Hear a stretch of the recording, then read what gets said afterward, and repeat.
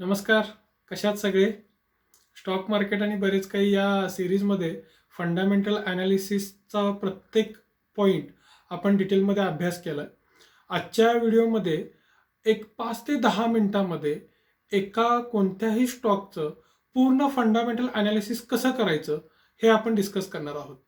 मी खूप वेळा तुम्हाला सांगितलंय, तुमच्या खूप चांगल्या विश्वासू मित्राने जरी तुम्हाला येऊन सांगितलं, अरे हा स्टॉक खूप भारी आहे आणि याच्यामध्ये अपॉर्च्युनिटी आहे, तरी तुमचं सगळ्यात पहिलं जे काम आहे ते आहे स्क्रीनरवरती जाणं आणि त्याचं फंडामेंटल ॲनालिसिस करणं.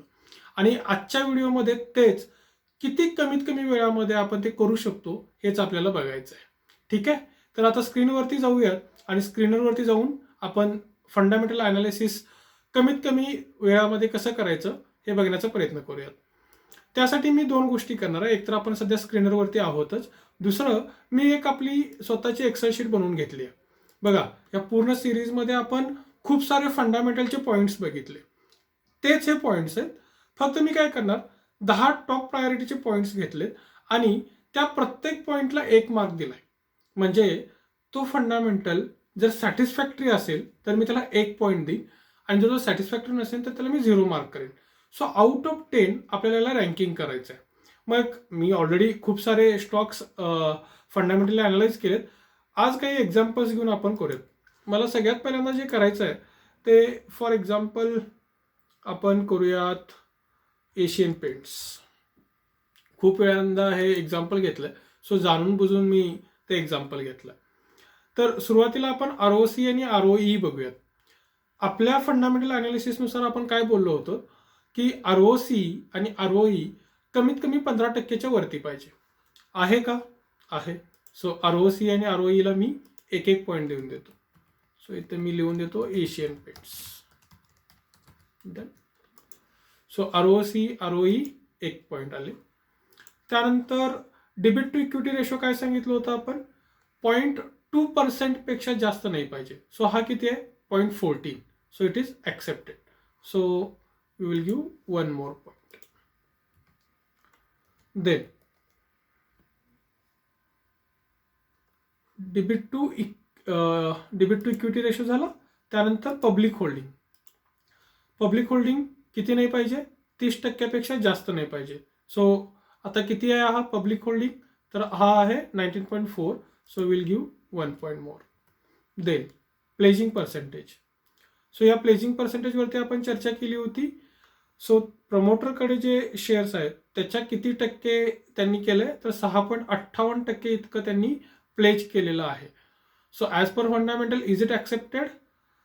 प्रोबॅबली यस, कारण आपण 5 ते 10% असे एक रेंज दिले. So about 10% we don't accept. So we will give 1% to pledging percentage. Then come to the PE ratio. Stock PE किती आहे? 50.4. आपण काय करतो? 5 इयर्सचा चार्ट लावतो, PE रेशो लावतो आणि मीडियनची व्हॅल्यू बघतो. सो मीडियनची व्हॅल्यू किती आहे? 76.5 आणि करंट स्टॉक PE रेशो काय चाललाय? 50.4.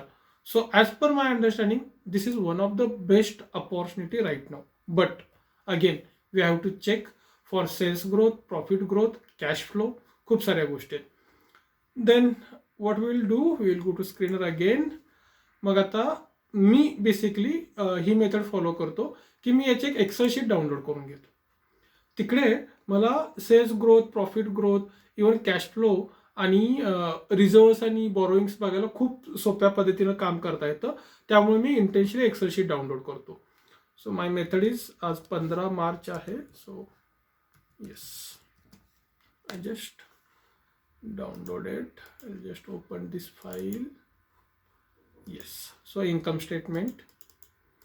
So in income statement, सेल्सची जर ग्रोथ बघायची झाली, हा ऑब्विसली इयरली नंबर आहे. सो 2014 साली 12,220 कोटी इतका सेल होता या कंपनीचा आणि 2023 मार्च 34,489 कोटी. So the kind of growth company has taken, it is wonderful, right? So त्याच्या आधी 29,000 होता, तो 34 झाला. सो हा मार्च 23चा रिझल्ट आहे. आपल्याकडे मार्च 24चा रिझल्ट अजून तरी नाही आहे, but air on year growth जर बघितलं तर ती खूप चांगली आहे. आणि त्याच केसमध्ये जर प्रॉफिट आफ्टर टॅक्स पण बघितलं तर 1263 कोटीवरून तो साधारण 4195 कोटीला पोहोचलाय. So the company is making good profit as well on the basis of yearly result. Now just try to understand the quarterly results, those are most recent. So September 2021चा result होता 7096, September 2023चा आहे 8479 कोटी. आणि आपण कारण आपल्याकडे रिसेंटचा जर कोणता रिझल्ट आहे तर तो डिसेंबरचा आहे. So will try to figure out December to December. So December 2022ला 8637 कोटी होता आणि तोच डिसेंबर 2023ला 9103 कोटी आहे. सो क्वार्टर ऑन क्वार्टर याची ग्रोथ सुद्धा चांगली आहे. आणि जर तुम्ही पुढेही जाऊन कम्पॅरिझन केलं तर याचा प्रॉफिट ग्रोथ सुद्धा चांगला आहे क्वार्टर ऑन क्वार्टर बेसिसवरती. सो मग मी माझ्या शीटमध्ये एशियन पेंट्सच्या अंडरमध्ये सेल्स ग्रोथ आणि प्रॉफिट ग्रोथला एक पॉईंट देऊन दे. Then I have to check the cash flow. मी तुम्हाला आधीही सांगितलं होतं कॅश फ्लोची का गरज असते, कारण सेल तरी खूप होतोय हो, पण कंपनीमध्ये पैसाच येत नाही आहे, काय करणार त्या सेलचा. सो सेल तरी इम्पॉर्टंट आहेच, पण जितका सेल होतोय त्याचं कॅश फ्लो सुद्धा कंपनीमध्ये होणं खूप गरजेचं आहे. आणि जर या एशियन पेंटचा कॅश फ्लो बघायचा म्हटलं on average, so it is 95%. आणि आपली बेसिक रिक्वायरमेंट आहे ती minimum 80% on average cash flow असणं गरजेचं आहे. So it justify our point, we can consider for the cash flow as well. So cash फ्लोला सुद्धा मी 1 पॉईंट देतो. Then just look it into the borrowings and reserves. आणि borrowings and reserves का ऑप्शनला आहे, कारण फायनान्शियल कंपनी ज्या असतात त्यांचं बॉरोइंग हे कन्सिस्टंटली वाढतच असतं, कारण त्यांना दुसऱ्यांचे पैसे आणायचे आहेत आणि त्यातूनच पैसा बनवायचा आहे. सो त्या केसमध्ये आपण रिझर्व्सला इम्पॉर्टंट देऊ. But the company like Asian Paints, those are basically manufacturing companies. या कंपनीजमध्ये आपल्याला रिझर्व्सला पण इम्पॉर्टंट द्यायचं आहे आणि इम्पॉर्टंटली बॉरोइंग्स पण बघायचं आहे. बॉरोइंग्स हे कन्सिस्टंटली कमी होणं गरजेचं आहे. डेबिट इक्विटी रेशोवरून तर माझा असा अंदाज आहे की ऑब्व्हियसली यांचे हे कमी होत आहेत, पण आपण इकडे समजून घेऊ. So these are the borrowings. So borrowings consistently grow होत आहेत, पण बॉरोइंग सोबतच काय होत आहेत, रिझर्व्ह सुद्धा ग्रो होत आहेत. ठीक आहे. सो रिझर्व्स वाढत आहेत, बॉरोइंग सुद्धा वाढत आहेत. जर या केसमध्ये बॉरोइंग्स वाढत असते आणि रिझर्व्स कमी कमी होत असते तर मी रिझर्व्स अँड बॉरोइंग्सला 0 पॉईंट दिला असता. बट इकडे बॉरोइंग वाढत आहेत, काही हरकत नाही आहे, कारण त्यासोबतच रिझर्व्ह सुद्धा चांगल्या पद्धतीने वाढतात. So what I will do, I will just give 1 point to this. So as per my understanding, म्हणजे मी जी मेथड यूज करतो त्या मेथडनुसार Asian Paints is getting 10 out of 10. We will do one more analysis intensely. So रिलॅक्सोचं already मी केलेलं आहे, परत एकदा आपण त्याचंच अनालिसिस करून बघूया. So I just search for Relaxo in the screener and I try to figure out the things. So रिलॅक्सोचा जर ROC बघितला तर तो किती 11.8 आहे आणि ROE आहे 8.65. So both are below 15. So what I'll do, I'll just give 0 points to the ROC and ROE. Then I'll look into the debit to equity ratio. So debit to equity ratio is 0.12, that is below 0.2. So I'll give 1.2 debit to equity ratio as well. Then I'll check for the public holding. So public holding is 16.5. So हा पण below 30 आहे. What I'll do, I'll just give 1.2 public holding as well. Then I'll look into the pledging.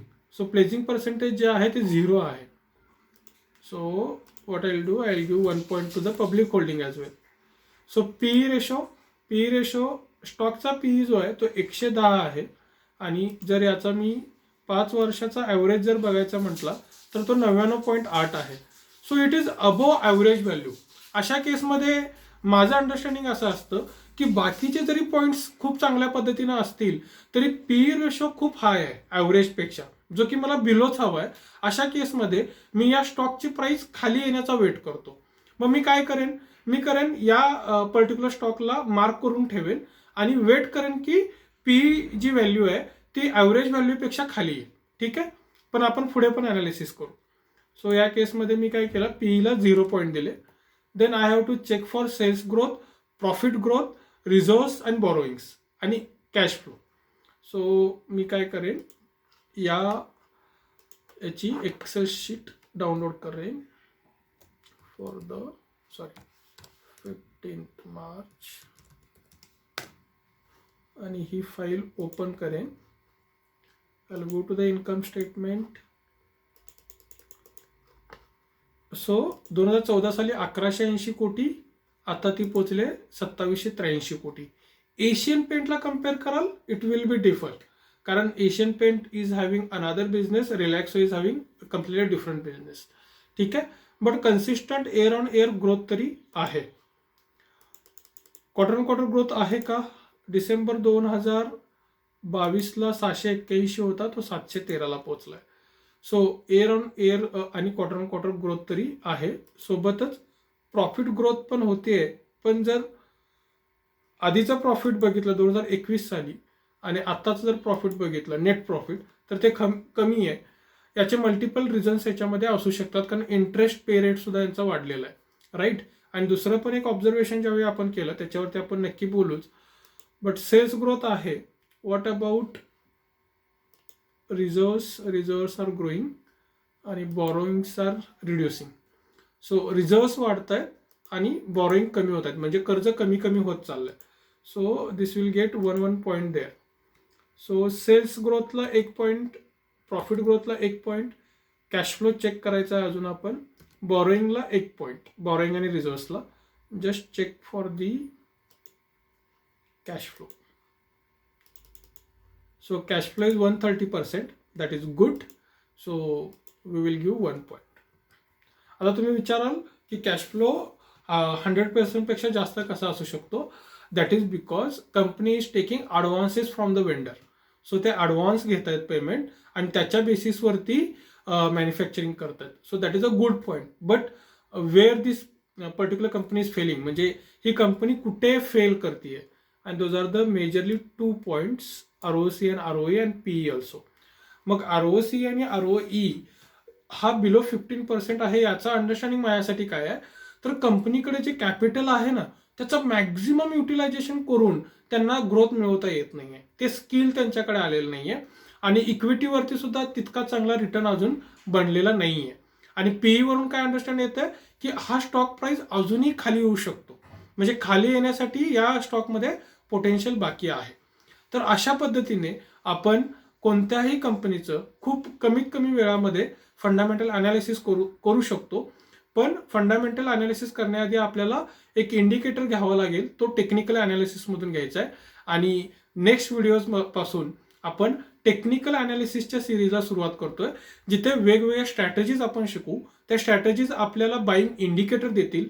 जसं buying indicator येईल आपण स्क्रीनरवरती जाऊ आणि अशा पद्धतीने फंडामेंटल अनालिसिस करू. सो आजच्या या व्हिडिओमध्ये कनेक्ट झाल्याबद्दल थँक्यू सो मच. अपकमिंग व्हिडिओजमध्ये टेक्निकल अनालिसिसच्या सिरीजला लवकरच सुरुवात करूयात.